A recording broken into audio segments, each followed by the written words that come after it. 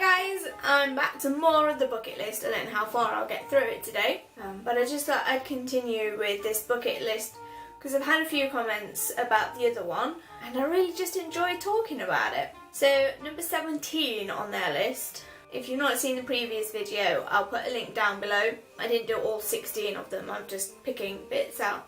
But number 17 on theirs is tackle your inner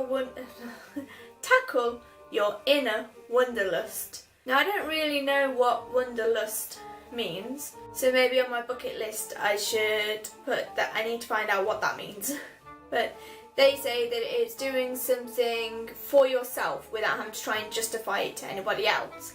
And I guess that's what this whole YouTube experiment thing is for me. It's something for myself. I know that there are a few people that don't understand it, they don't understand why I'm doing it or why I would want to do it. So I am doing it. So maybe I am tackling my inner YouTube wanderlust. Number 19 is to visit a new country every year, and I think that is a really good one.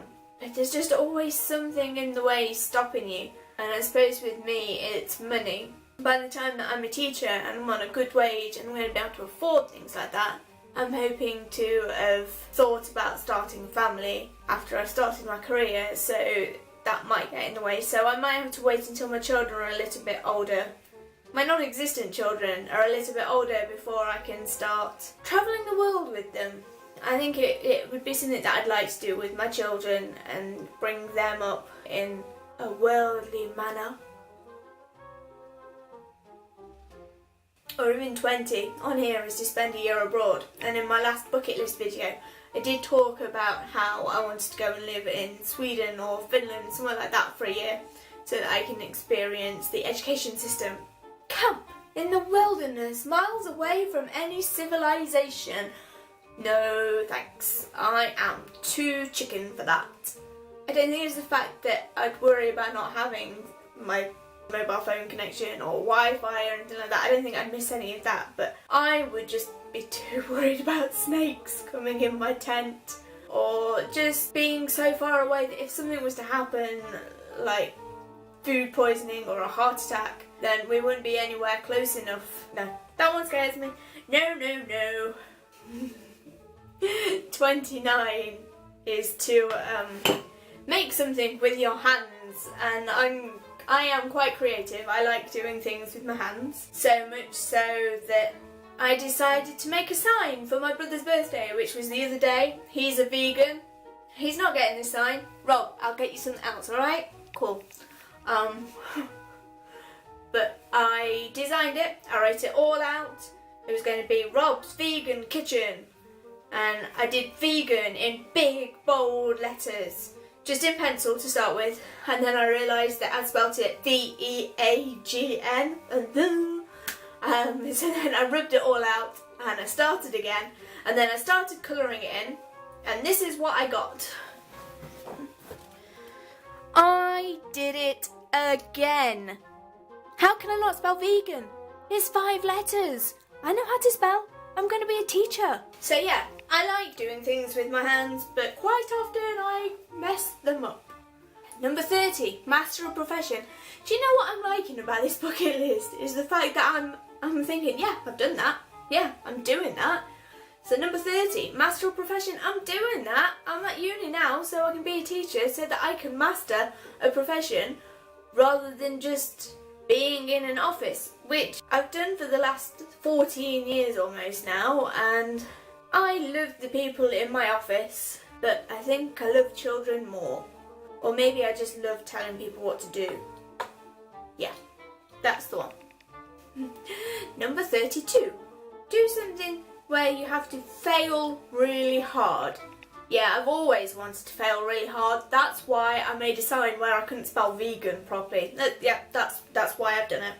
And recover from the big setback again, it says. Yeah, done that. Shared it with you guys. That's like closure, right? 37 is quit your job. I don't recommend that. I mean, in a couple of years' time, I'm going to quit my job, but they're well prepared for that. They've known all this time that I'm going to be a teacher and I'll hopefully be leaving them eventually. Not hopefully be leaving them, but hopefully I'm going to get my degree and then I can leave the office. But I don't think that's on your bucket list. Why would you? That's just stupid. Why would you want to have on your bucket list quit your job? If you have a good job, like Andrew's been in his job since he was like 18. He loves it. I don't think he's going to go anywhere soon, and he shouldn't either, because he's damn good at what he does. And everybody at his work, I think everybody, if you're watching this and you don't like him, don't tell him. Have enough hassle from him. Not really. But yeah, no, don't quit your job unless you are miserable, but don't put it on like your life achievement wall or your bucket list or something. Number 38. Drop one of your bad habits.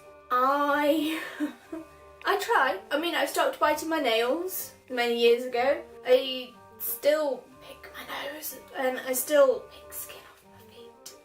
And I am messy. I mean, look at this. This is my office. And this is tidy, believe me. I mean, I tidy the office till it's spotless, and then half an hour later, this is what it looks like. Okay, so I've just been editing for about half an hour, this video, and realised that my most important thing that's on my bucket list has been wiped off my camera, which is very annoying. But the one on the bucket list that I'll end with today is something that I feel as though I continue to do all the time, and I think most people do as well, and it's to educate yourself. And I just want to tell you the story of my friend Ange, who I'm so incredibly proud of, and I look up to her for this. I don't think at school she was ever encouraged to do well. I think the teachers gave up on her a little bit, and I didn't know her back then, so I can't say why. But I don't feel as though she enjoyed school or felt as though she was ever told that she was good at anything or worthwhile at anything, which is such a shame because I think she grew up believing that. And I think sometimes, especially when she's drunk, she still believes that, and she really shouldn't. She went to uni no, she didn't. She is going to uni.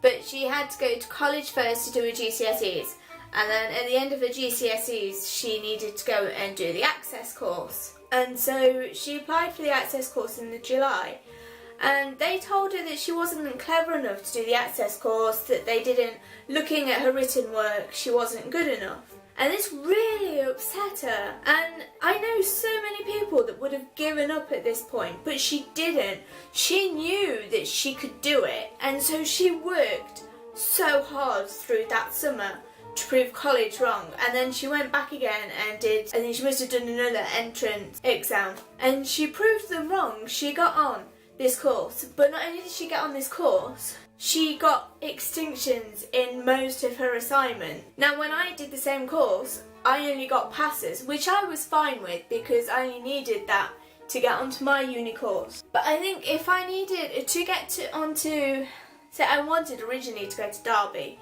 but they wanted extinctions for me to go onto Derby, and I didn't think that I was capable of doing it. And I still don't think I'm capable of doing that in the subject. Like, I had to do biology, and I hated biology, and psychology, I can't do it. But she did the same subject, and she was getting distinctions. She understood it all so well. And now she's gotten into her uni place to do nursing, or to do midwife. I don't think she's, midwifery. I don't think she's quite decided yet. For her to suddenly have this belief in herself just proves to anybody, I think, that you can go and do it. You can do whatever you want to do. There are no boundaries. Well, there may be some boundaries, but Ange overcame her boundaries and her fears and her setbacks. And she's gone and proved her school wrong, her college wrong, and I don't think there's any doubt in anybody's mind now that she's going to be a kick-ass nurse. And my friend Matt as well, he's realised that I've gone back to college and Angie's gone back to college, and now he's going back to college in September as well, and it's such an exciting time for him. He's going to be having a new baby this year, so to be doing that as well as having a baby, I think, seriously, if we put our mind to it, we are capable of anything. So I'm going to leave you on that note today. I am going to ask you to share this video if you've watched this, but I'm not going to ask you to share it for me. I'm not going to ask you to share it so that I get the views. I'm going to ask you to share it so that one of your friends, like my friend Ange, can see that there are no boundaries. They can do whatever they want to do. So share this video with somebody who feels as though they can't do something because something's holding them back. Or share this video because you know somebody that wants to see a thin-haired girl drinking wine rambling on about the bucket list. Anyway, toodle pip.